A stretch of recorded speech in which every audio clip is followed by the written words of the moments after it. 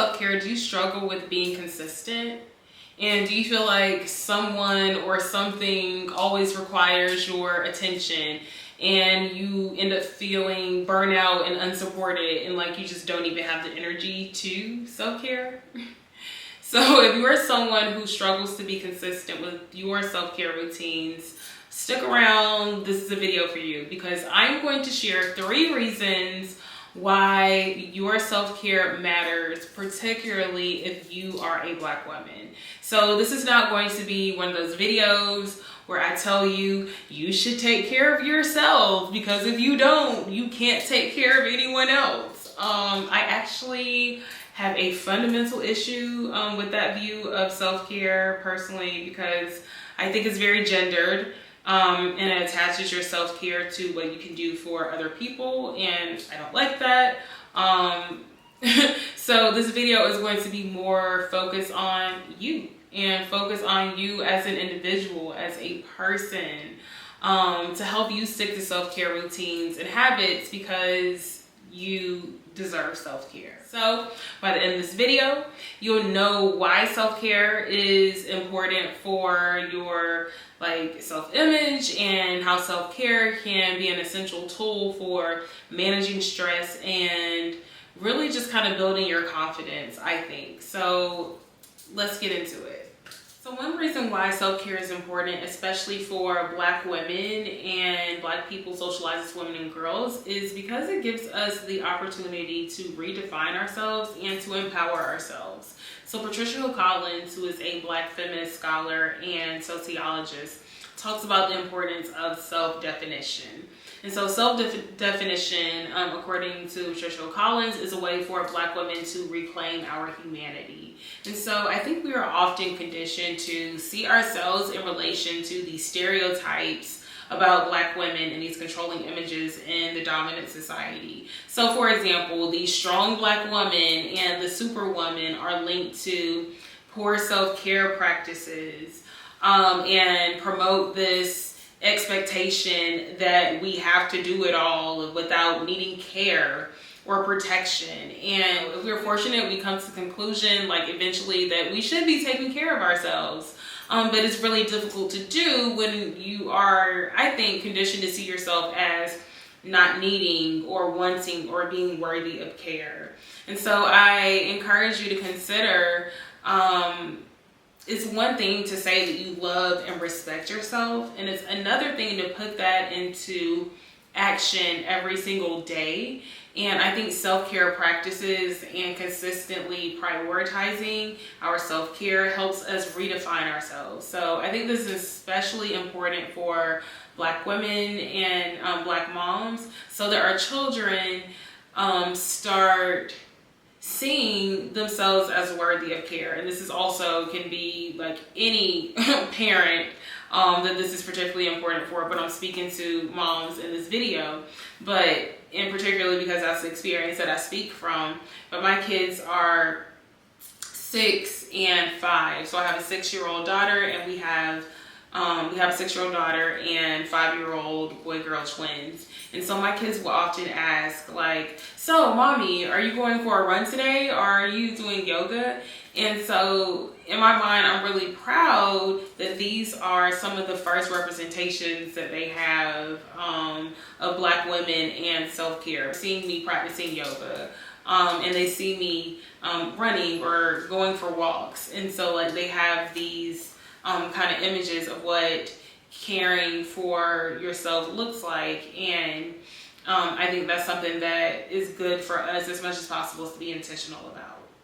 So 2, I think the second reason why your self-care matters is that self-care can help you manage stress.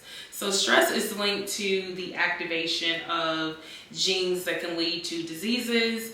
And we already have a lot of stress as Black women, like traumatic headlines, everyday personal struggles, inflation. So I think we need healthy ways of relieving stress, and being intentional about alleviating our stress is something that I think is really important.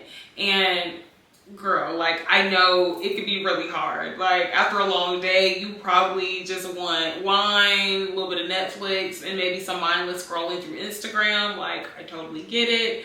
And I think it's really easy to kind of lose ourselves in like taking care of our kids and coping in ways that require the least amount of like thought and effort. So I think being intentional about like healthy coping strategies can really improve our well-being. So when you are already in a routine of moving your body, meditating, and affirming yourself, in my experience, you can really move through life with just a lot more ease.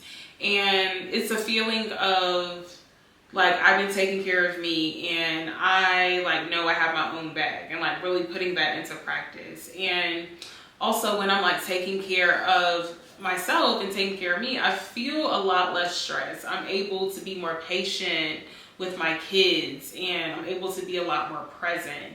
And I notice that I enjoy motherhood much more when I am adequately taking care of myself.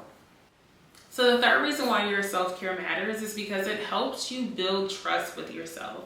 So you may be able to relate to this, but I used to be, and I still am sometimes, like the type of person who has set all these plans, who had all these intentions, but somehow I just would not follow through on those plans, on those intentions, on those goals.